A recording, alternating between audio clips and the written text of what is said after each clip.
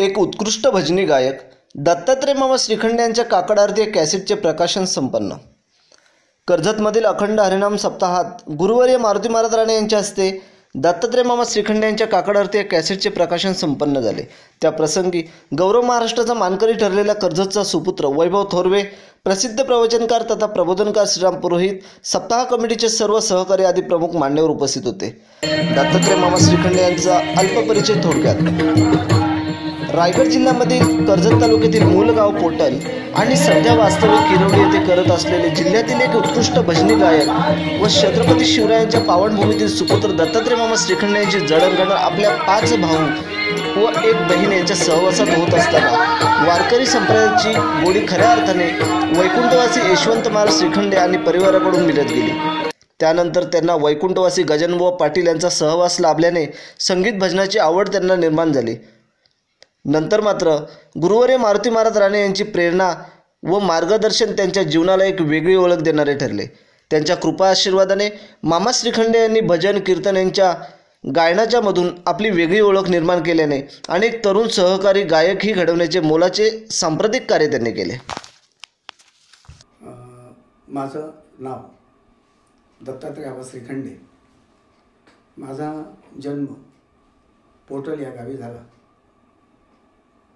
आम्ही 5 भाऊ. थोरले बंधू वैकुंठवासी सीताराम आबा श्रीखंडे, नंतर 2 नंबरचे बंधू वैकुंठवासी यशवंत आबा श्रीखंडे, त्याचबरोबर रामचंद्र आबा श्रीखंडे, हरिचंद्र आबा श्रीखंडे, असे आम्ही 5 भाऊ. आणि आमच्या कुटुंबामध्ये वैकुंठवासी यशवंत आबा श्रीखंडे हे पूर्वी वारकरी भजन करत असत आणि त्यांच्या सान्निध्यात आम्ही 4 भाऊ असायचो आणि मला सहज त्यांच्या ह्या भजनाची, वारकरी भजनाची मला आवड निर्माण झाली. त्यानंतर वैकुंठवासी भजनभूषण गजाननबुवा पाटील यांच्या सान्निध्यामध्ये मी त्यांचं कुठेही संगीत भजन असेल तर त्यांना घेऊन मी जातोच. कारण माझा व्यवसाय रिक्षाचा असल्या कारणामुळे त्यांचं कुठेही भजनाचा कार्यक्रम असेल तर ते अगोदर मला सांगायचे की अमुक ठिकाणी आपल्याला भजनाला जायचं आहे. आणि मग त्यांच्याबरोबर मी त्यांना घेऊन भजनाला जायचो आणि मी त्यांना भजनाची साथ करत असायचो. आणि त्यामुळे मला संगीत भजन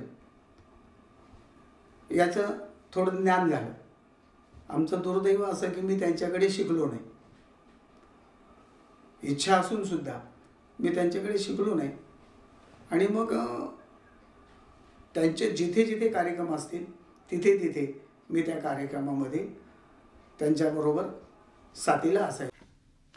तदनंतर आदरणीय हरिभक्त परायण राष्ट्रभूषण गुरुवर्य मारुती महाराज राणे यांच्या सान्निध्यामध्ये मी अनेक ठिकाणी कीर्तनाच्या कार्यक्रमाला फिरत असायचो. त्यांना कीर्तनाला भजनाची वगैरे साथ करत असायचो. वास्तविक पाहता काकडा म्हणजे काय याचं कुठल्याही प्रकारचं आम्हाला ज्ञान नव्हतं. काकड्याचे अभंग आम्ही म्हणून जायचो, परंतु हे काकड्यातलेच आहेत असं माहीत नव्हतं आम्हाला. आणि आज या कर्जत तालुक्यामध्ये, कर्जत खालापूर तालुक्यामध्ये काकडा हा परंपरेपासून चालू आहे, परंतु तो कर्जत खालापूर तालुक्यामध्ये आम्हाला काही त्याची कल्पना नव्हती. आणि ते काकडा हा कर्जत खालापूर तालुक्यामध्ये आदरणीय हरिभक्त परायण गुरुवर्य मारुती महाराज राणे यांनी हा चालू केला.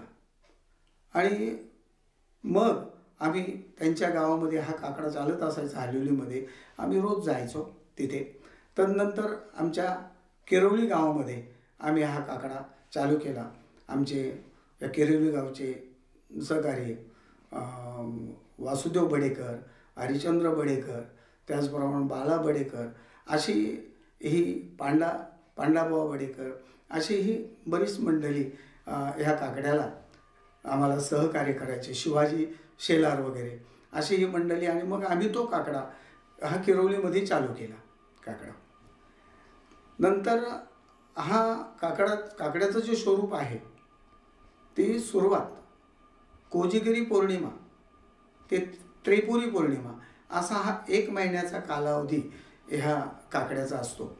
आणि शेवटच्या दिवशी म्हणजे त्रिपुरी पौर्णिमेच्या दिवशी हा काकडा आमच्या भैरवनाथ मंदिरामध्ये आम्ही हा करत असतो.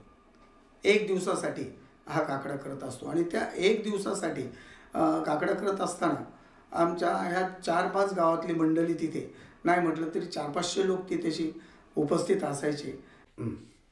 तर त्या ठिकाणी त्या काकड्याला तिथे अगदी आवर्जून गौरव महाराष्ट्राचे वैभव थोरवे, आमचे भरतबुवा बडेकर, अनेक असे भजनी कलावंत त्या ठिकाणी येत असत. आणि त्यांना काकड्याची आवड निर्माण झाली. नंतर 1-2 वर्ष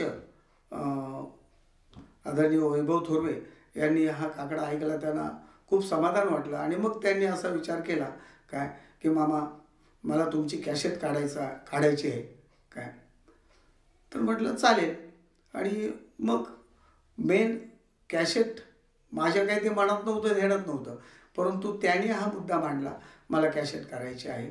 आणि अनेक लोक नाहीतरी मला म्हणत होतेच. आम्ही हा काकडा ज्यावेळेस करायचो त्यावेळेस बरेचशाच लोकांचं असं मत होतं की तुमची काकड्याची कॅसेट असावी काय.